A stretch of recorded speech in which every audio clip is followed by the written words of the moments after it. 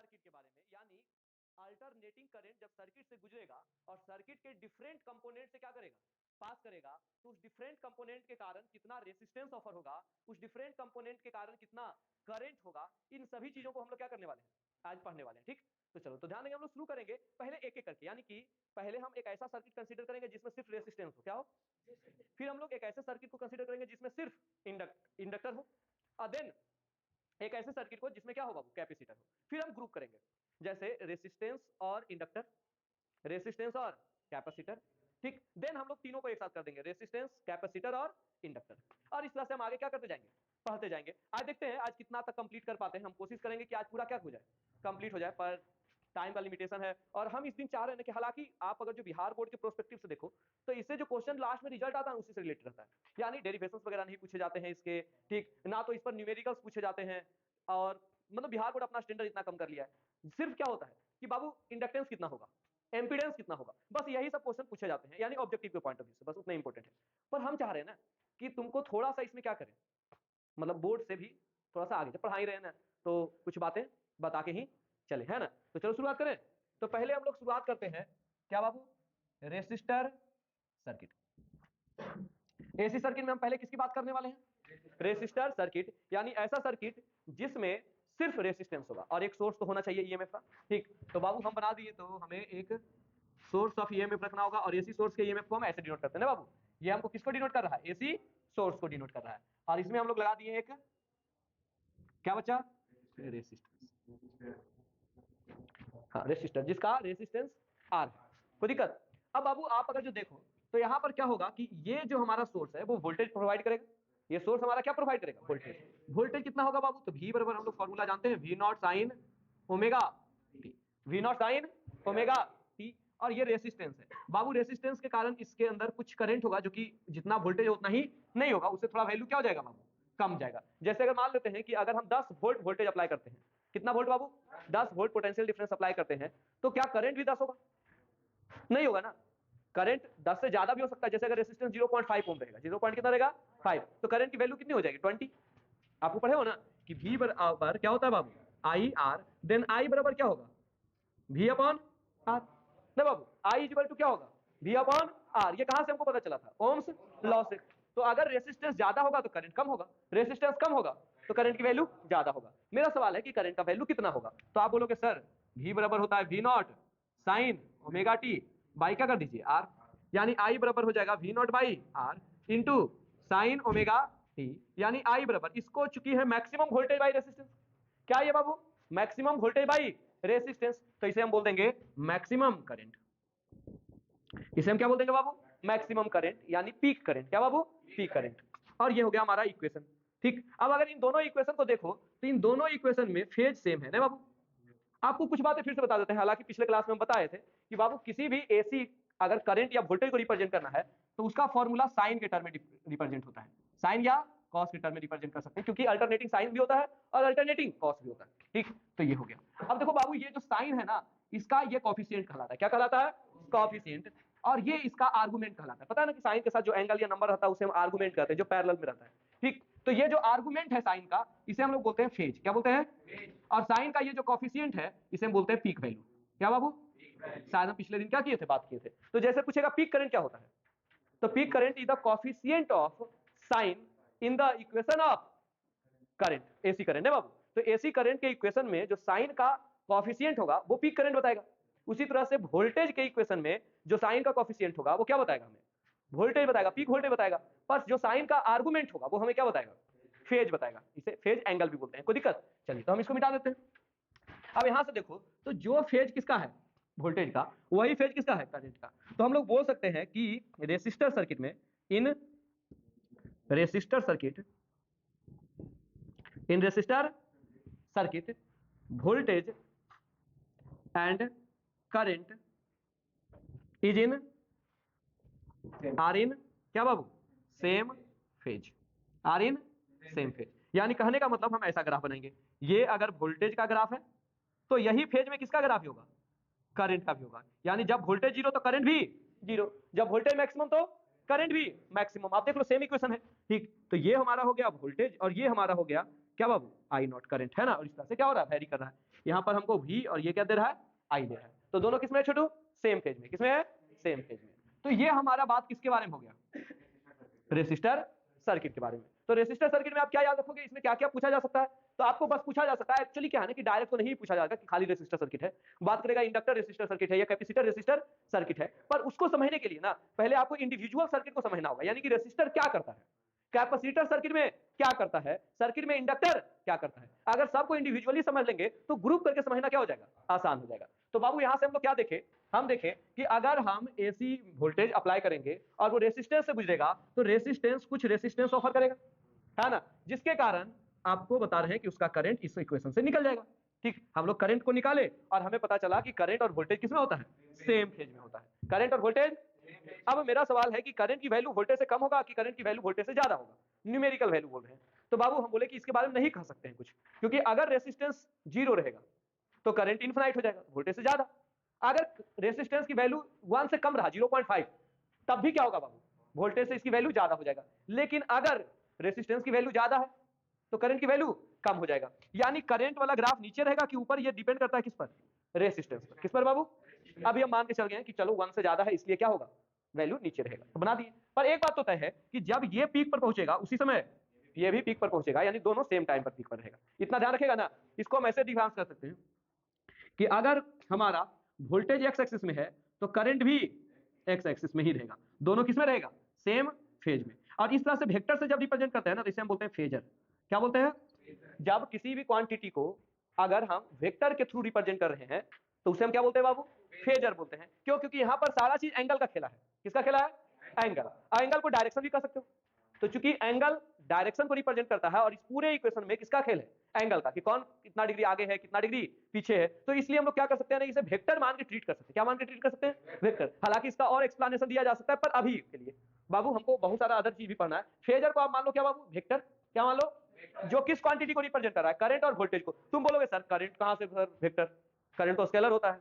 Voltage कहां से vector sir, voltage तो स्केलर होता है। हम बोले बाबू होता है, हम भी वो मान रहे हैं, पर हम क्या किए ना कि इसे आगे सॉल्व करने के लिए एक ट्रिक की तरह यूज किए कि अगर दोनों सेम डायरेक्शन में है तो सेम वेक्टर बना दिए। अगर ये वो परपेंडिकुलर रहता 90 डिग्री आगे तो ऐसे बना देते। तो ये वेक्टर के द्वारा क्या हो जाता, हमारे लिए कैलकुलेशन क्या हो जाएगा, आसान हो जाएगा। इसलिए, पर अभी के लिए मान लो, ठीक, इसलिए इसको वेक्टर नहीं बोल के क्या बोल रहे हैं, फेजर बोल रहे हैं। पर काम कैसे करता है, वेक्टर की तरह काम करता है। पर ये वेक्टर होता, ये हम अपने सिंप्लिसिटी के लिए ऐसा माने हैं। ठीक, तो आगे बढ़े। और अब हम बात कर रहे हैं थोड़ा सा इंडक्टर सर्किट के बारे में। किसके लिए बाबू, इंडक्टर सर्किट।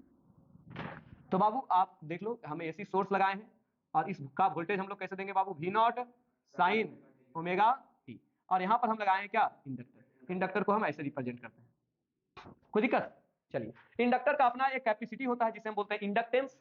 क्या बोलते हैं बाबू, जिसे हम किससे डिनोट करते हैं, एल से। अब जब इंडक्टर पढ़ाए थे तो इस चीज को हम समझाए थे, अभी ध्यान रखना। ठीक, अब बाबू इसके कारण इसके अंदर कुछ करंट होगा, होगा ना। सवाल है करंट का वैल्यू कितना होगा। तो हम लोग जानते हैं चूंकि कि V बराबर होता है L into D I by D.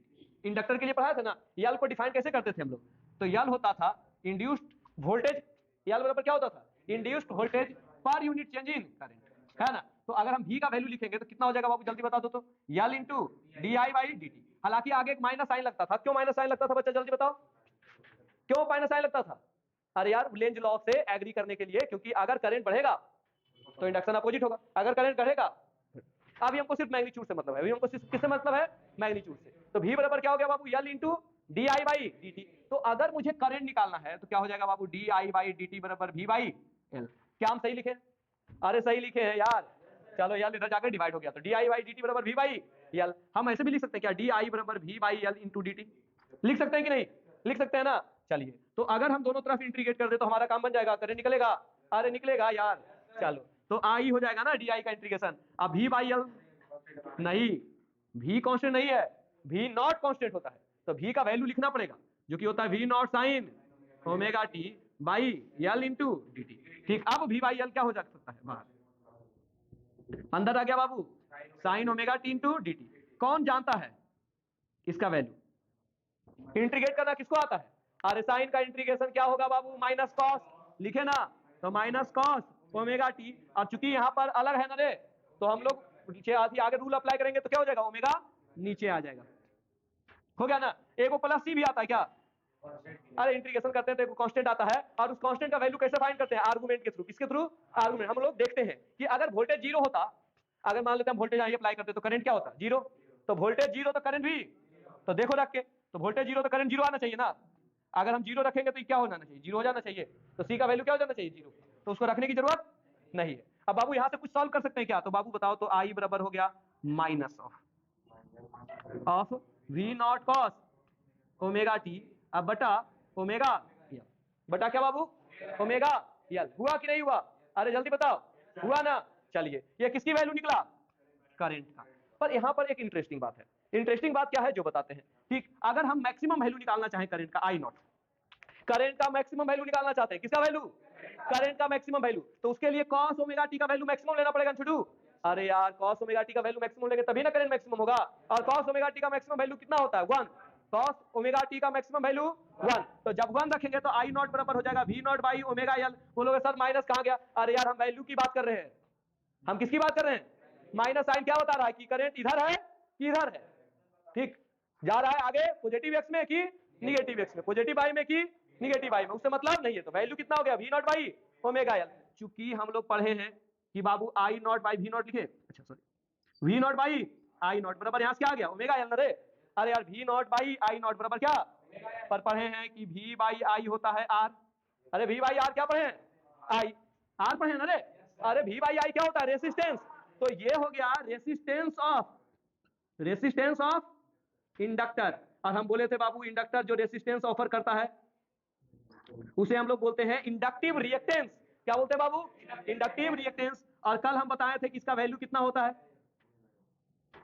Omega L होता है। इंडक्टिव रिएक्टेंस का वैल्यू कितना होता है, ओमेगा एल, कल बताए थे ना।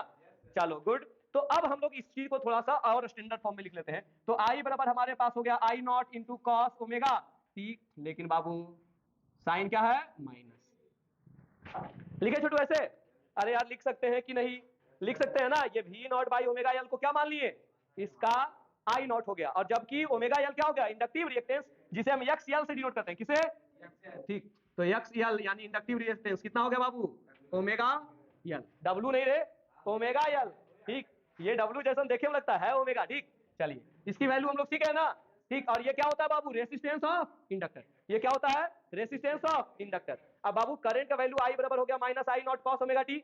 अब देखो दोनों सेम फेज में नहीं है, ये है साइन में और ये है कॉस में, और साइन कॉस के बीच 90 डिग्री का अंतर होता है। अब बताना हमको है कि 90 डिग्री आगे कि 90 डिग्री पीछे। चलो पहले ग्राफ बना लें। साइन का ग्राफ ऐसे बनता है नहीं बाबू, और कॉस का यहां से शुरू होता है, मूर्ख कहीं का। अरे जब तुम बायोलॉजी से हो तो ये बोलो ना कि सर हम बायोलॉजी पढ़े हैं, मैथ्स नहीं जानते, पर इतना तो पता होना चाहिए। देखो ध्यान से, ए लड़का, बाबू जब एंगल जीरो रहता है तो साइन का वैल्यू जीरो होता है, पर एंगल जब जीरो रहता है ना तो कॉस की वैल्यू 1 होता है। पर अगर यहाँ जीरो रखेंगे तो -1 आएगा, यहाँ जीरो रखेंगे क्या आएगा, तो ग्राफ ऊपर से नहीं, कहां शुरू होगा, नीचे से। ठीक, और जब ये मैक्सिमम होता है 90 पर तो ये क्या हो जाएगा, मिनिमम। क्या हो जाएगा, और जब ये मिनिमम होगा, जीरो होता है, तो ये क्या हो जाएगा, ऊपर पॉजिटिव में। ठीक, जब ये क्या होता है बाबू, निगेटिव में मैक्सिमम होता है, तो ये, और ये ग्राफ ऐसे जाएगा ना बाबू, देख रहे हो ना। ठीक, तो ये हमारा ग्राफ हो गया वोल्टेज का, और ये हो गया करंट का। मेरा सवाल ये है कि आप बताइए करंट वाला जो ग्राफ है वो आगे है वोल्टेज से कि पीछे है, करंट वाला ग्राफ आगे है कि पीछे है, कौन आगे है तुमको बताना है, बस कॉमन सेंस लगाओ थोड़ा सा। नहीं लग रहा है तो फिर बोलो कि बोले सर नहीं है। ठीक, आप बताइए, चलो ध्यान दो, छोड़ो ध्यान दो। अब अगर तुम इसी को सोचो, ये वाला ग्राफ जो है ना, कौन वाला ग्राफ, ये वोल्टेज वाला ग्राफ। अब तुम वोल्टेज वाला ग्राफ को थोड़ा सा आगे ले जाओ, वोल्टेज वाला ग्राफ को थोड़ा सा इसको आगे ले जाते हैं, थोड़ा सा इसको आगे ले जाते हैं तो ये भी है शुरू हो जाता ना। अब देखो ना, इसको थोड़ा पीछे जाओगे ना, देखो है, यानी कि जब करंट यहां पर पहुंचा है तब तक वोल्टेज इतना आगे चल चुका है ना।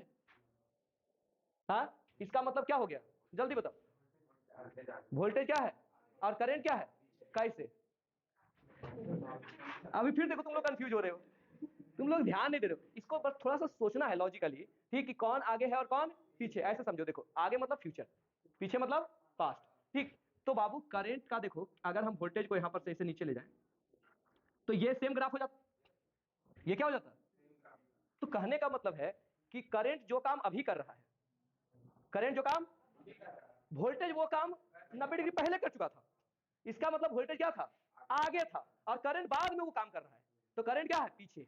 लॉजिकली सोचो, समझ में आया ना।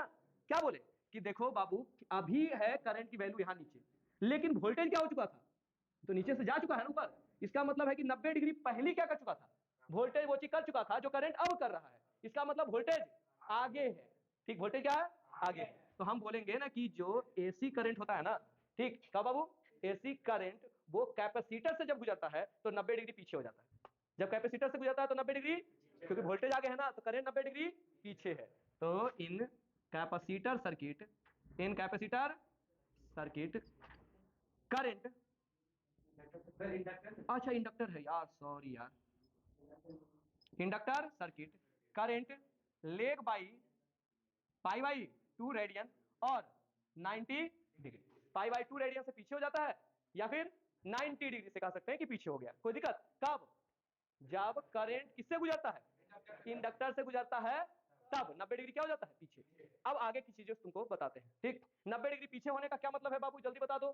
ठीक, तो जब वोल्टेज यहां होगा तो 90 डिग्री पीछे, 90 डिग्री पीछे मतलब एंटी क्लॉक वाइज जाएंगे कि क्लॉक वाइज, अरे एंगल में पढ़े होना, क्लॉक वाइज मतलब पॉजिटिव, आगे बताता है, और एंटी क्लॉक वाइज मतलब निगेटिव, यानी पीछे बजाता है। तो करंट किधर होगा, नीचे होगा। करंट किधर होगा, और अगर हम बोले कि करंट यहां है तो वोल्टेज ऊपर हो गया, ये हो गया VL, ये क्या हो गया, VL, और ये ग्राफ हो गया। इस तरह से करंट को हम एक और तरीका से रिप्रेजेंट कर सकते हैं, I बराबर I not into sine omega t, और बाबू करंट 90 डिग्री पीछे है ना, तो माइनस पाई बाई 2, ऐसे भी समझो, साइन थीटा माइनस 90 डिग्री बराबर क्या हो जाएगा, माइनस कॉस थीटा, ठीक। तो इस तरह से भी तुम लिख सकते हो इसी बात को। तो हम लोग इस तरह से लिखेंगे ना तो हमको याद रहेगा कि कौन पीछे है और कौन आगे, क्योंकि ये ओमेगा टी था और ये ओमेगा टी में माइनस पाई बाई 2 है, यानी मतलब ये क्या है, फेज में पीछे है, ठीक। तो ये कौन सा सर्किट के बारे में था, इंडक्टर से। अब फिर से एक बार देख लेते हैं, रेसिस्टर जब सर्किट की हम बात करते हैं तो करंट और वोल्टेज सेम फेज में रहता है, करंट और वोल्टेज सेम फेज में। तो V बराबर V नॉट टाइन ओमेगा टी और करंट बराबर I नॉट टाइन ओमेगा टी, कोई दिक्कत नहीं है बाबू। ग्राफ सेम है तो साथ में बन जाता है, जब ये पीक पर पहुंचता है तो ये भी पीक पर पहुंचता है, कोई दिक्कत, फेजर सेम एंगल, करंट और वोल्टेज सेम डायरेक्शन दिखता है, ठीक। लेकिन जब हम इंडक्टर से जाते हैं, देखो एक चीज बताते हैं, ये तुमको करने की जरूरत नहीं था, समझे, लेकिन हम आपको करके बताएं क्योंकि लॉजिक समझ में आए कि कैसे हो रहा है ना। ऐसे लिखा देते हैं ये लेट करता है, ये लेट करता है, तो बड़ा दिक्कत होता है। लेग मतलब क्या होता है, पीछे हो जाना, लीड मतलब आगे जाना, ठीक। तो चलिए, तो बाबू हम लोग इस वोल्टेज को से हम करंट को कैलकुलेट किए और हमारा करंट का वैल्यू ये आया। हम बोले जब मैक्सिमम करंट की बात करेंगे तो कितना होगा, तो V not by omega L. अब बोले कि ये काम करो कि I नॉट को इधर ले जाओ तो ओमेगा एल इधर हो जाएगा, तो ये हो जाएगा V बटा।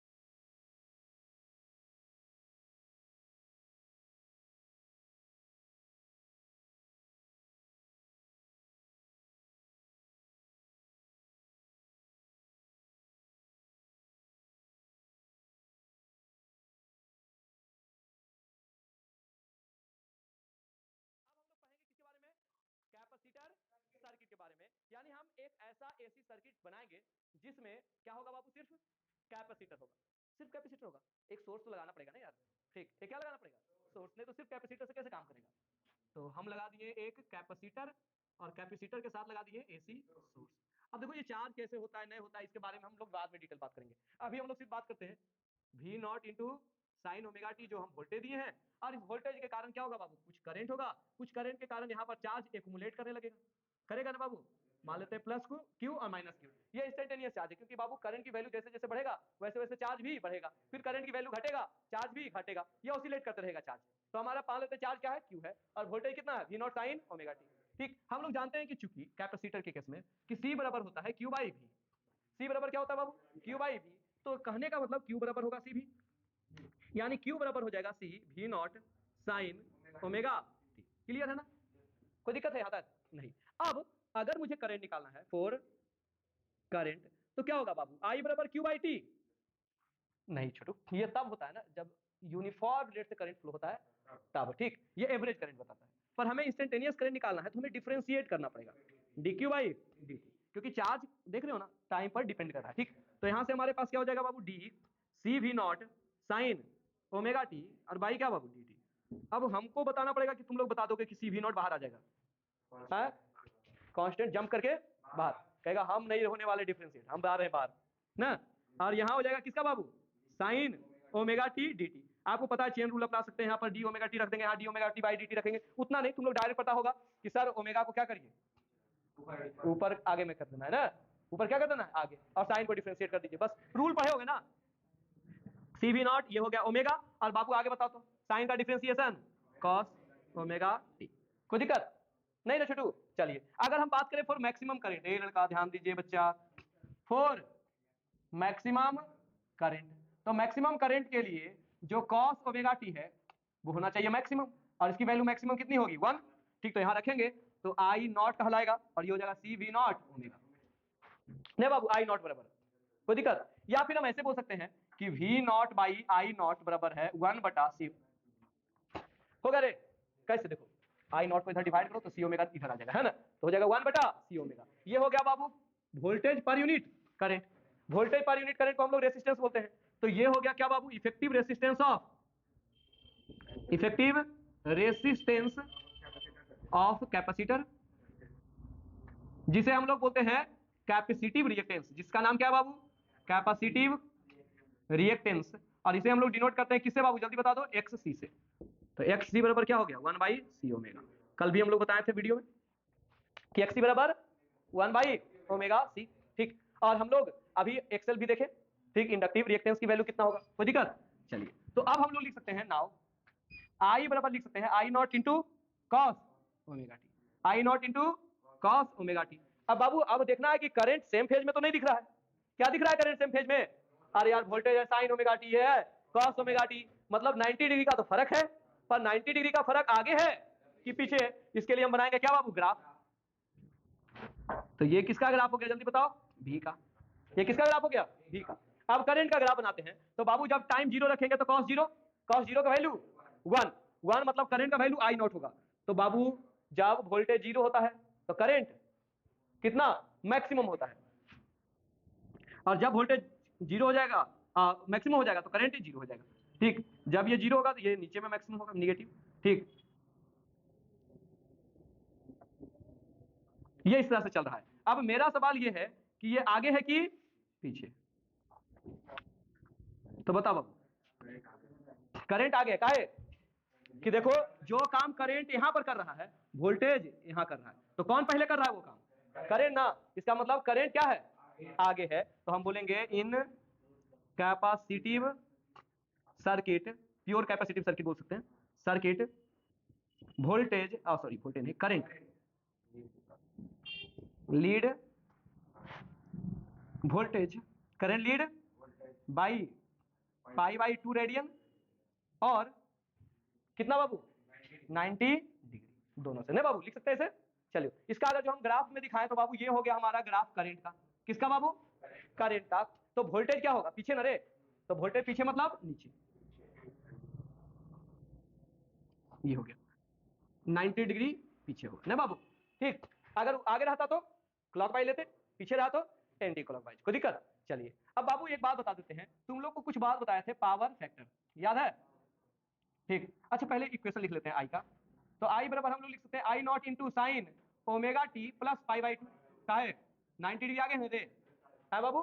तो चलो, तो सारा चीज बता दी है किसके बारे में, कैपेसिटर के बारे में। अब एक चीज बता देते हैं, देखो अगर कौन सा सर्किट है, रेसिस्टर सर्किट है। कौन सा सर्किट बाबू, तो सारा चीज को एक बार फिर से लिख देते हैं रिपीट करके। रेसिस्टर सर्किट, तो वोल्टेज बराबर हो जाएगा क्या बाबू, V not sine omega t, और करंट बराबर भी I naught sine omega T, यानी सेम फेज नहीं बाबू, क्या बाबू, सेम फेज। कितना, सेम फेज, कोई दिक्कत, सेम फेज मतलब फेज का डिफरेंस कितना, 0 डिग्री। फेज का डिफरेंस कितना डिग्री, 0 डिग्री, कोई दिक्कत, फेज का डिफरेंस। तो इसलिए जो पावर फैक्टर होता है ना cos फाई, इसको बोलते हैं पावर फैक्टर, क्या बोलते हैं, ये हो जाएगा 1। पावर फैक्टर कितना हो जाएगा, 1 हो जाएगा, पावर फैक्टर कितना हो जाएगा, 1। ठीक, चलिए अगला है हमारा बाबू इंडक्टर सर्किट। कौन सा सर्किट, जो हम लोग पढ़े थोड़ी देर पहले।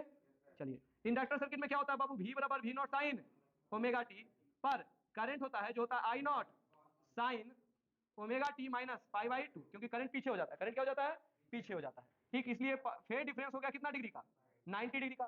फेज डिफरेंस कितना हो गया, 90 डिग्री का। तो पावर फैक्टर कितना हो जाएगा बाबू, 0 ना, क्योंकि cos 90 0 हो जाता है। अब हम लोग बात कर लेते हैं अभी जो पढ़े हम लोग, कौन सा सर्किट बाबू, कैपेसिटर सर्किट।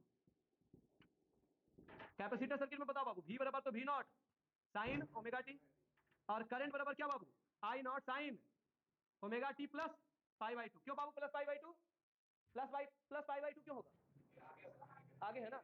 ठीक, इसलिए तो फेज डिफरेंस कितना का हो गया, 90 डिग्री का। फेज डिफरेंस कितना का, इसलिए पावर फैक्टर कितना हो जाएगा, 0। ठीक, तो बाबू इसमें पावर कंजप्शन क्या होगा, मैक्सिमम होगा। इसमें पावर कंजप्शन 0 होगा, क्या है बाबू, क्योंकि पावर फैक्टर 0 है। पावर हम लोग निकालते हैं ना, तुम लोग फॉर्मूला पढ़े होगे, P बराबर होता है वी आर एम एस